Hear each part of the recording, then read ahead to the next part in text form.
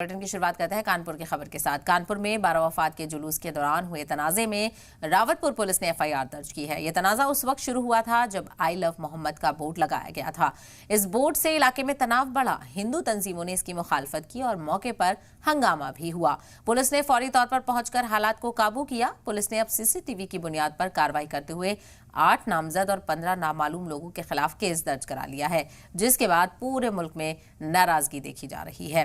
तो ऐसे में सवाल ये उठ रहा है कि आखिर आई लव मोहम्मद का बोर्ड लगाने से इतना ऐतराज क्यों जताया जा रहा है। मजहबी प्रोग्राम में इस तरह के बोर्ड का इस्तेमाल किया जाता है और लोग अपनी मोहब्बत का इजहार भी कर सकते हैं, लेकिन जो हंगामा किया गया, हिंदू तंजीमों की तरफ से मुखालफत दर्ज कराई गई और पुलिस ने हालांकि हालात को काबू में किया और सीसीटीवी की बुनियाद पर कार्रवाई भी की गई।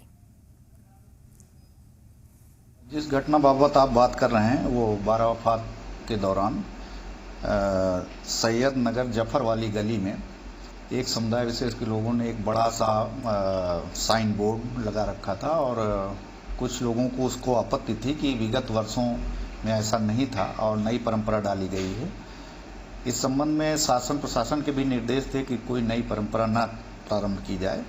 जांच में यह पाया गया था कि यह नई परंपरा के अंतर्गत था और यह भी आरोप लगाया गया था कि कुछ लड़कों द्वारा कुछ पोस्टर भी फाड़े गए थे। इस प्रकरण में वहां के जो एसआई पंकज शर्मा हैं, हल्का इंचार्ज, उनके तहरीर पर 8 नामजद और 10-15 अज्ञात लोगों पर प्रथम सूचना रिपोर्ट दर्ज की गई है। विवेचनात्मक कार्रवाई की जा रही है।